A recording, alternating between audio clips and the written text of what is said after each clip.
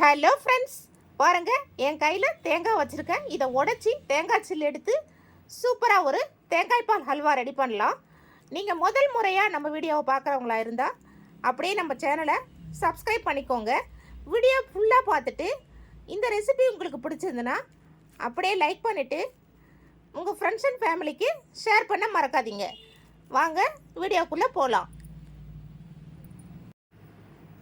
தேங்காயை உடச்சி அதை சில்லாக நல்லா பேர்த்து எடுத்துட்டேன்.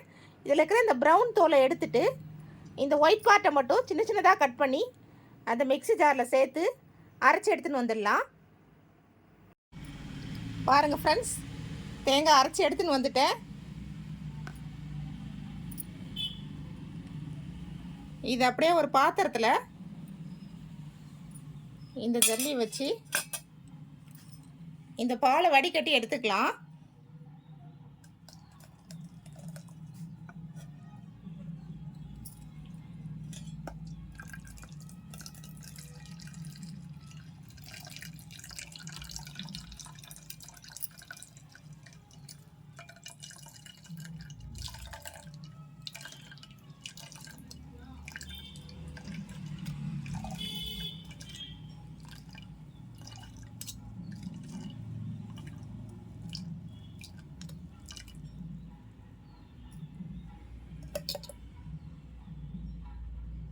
பால் எடுத்துட்டு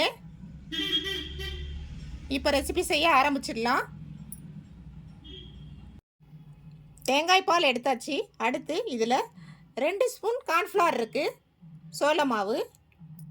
இதை ஒரு பவுலில் சேர்த்துக்கிட்டு 1 டம்ளர் அளவுக்கு தண்ணி சேர்த்து இதை கரைச்சி எடுத்துக்கலாம்.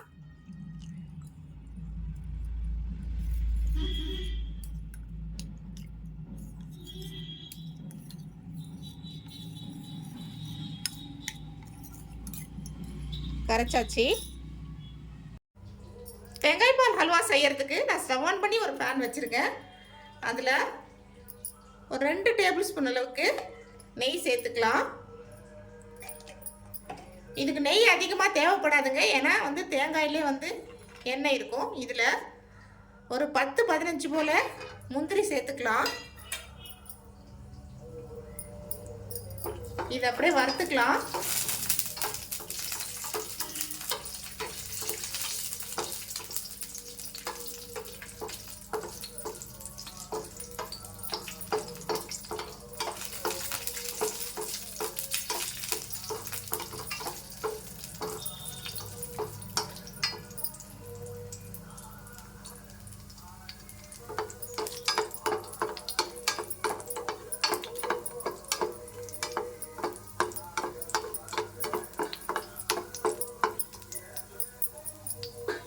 நல்லா வறுபட்டுடுச்சு. இதுலயே தேங்காய் பால் சேர்த்துக்கலாம்.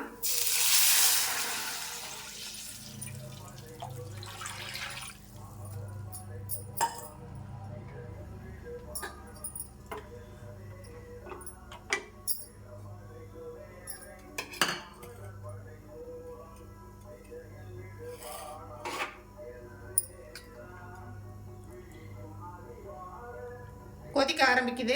இப்போ இதில் கரைச்சி வச்சல கார்ன்ஃப்ளவர் அதை சேர்த்துக்கலாம்.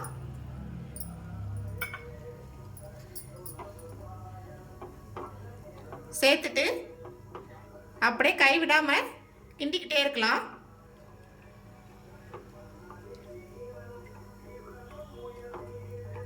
பால் அப்படியே கொதிச்சு இது கெட்டியாகும். கொதிக்கட்டும். பாருங்க, கைவிடாம கிண்டிக்கிட்டே இருந்தேன், கெட்டியாயிடுச்சு பாருங்க.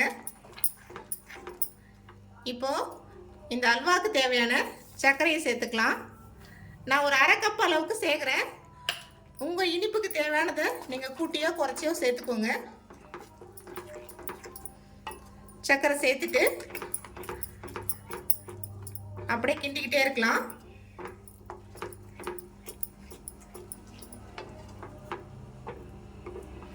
கொஞ்சம் திரண்டு வர்றப்போ நமக்கு வேணும்னா இன்னும் கொஞ்சம் நெய் சேர்த்துக்கலாம், வேணான்னா விட்டுடலாம். இதுக்கு நெய் அதிகம் தேவைப்படாதுங்க. பாருங்க, இப்பவே நல்லா சுருண்டு வருது.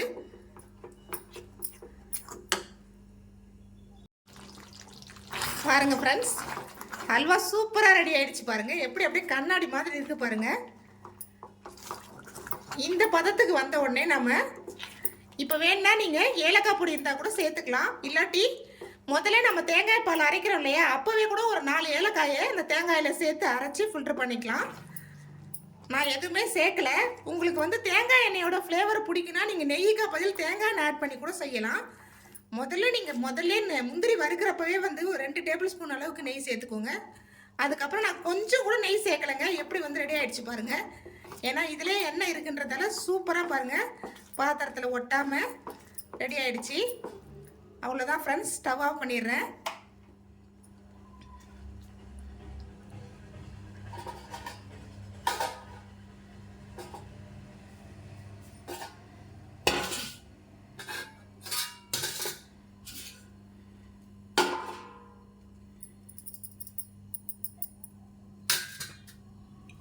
இங்கே ஒரு பாத்திரத்தில் நெய் அப்ளை பண்ணிட்டு வச்சுருக்கேன். இதில் அப்படியே இந்த அல்வா ஊற்றுறேன் பாருங்கள்.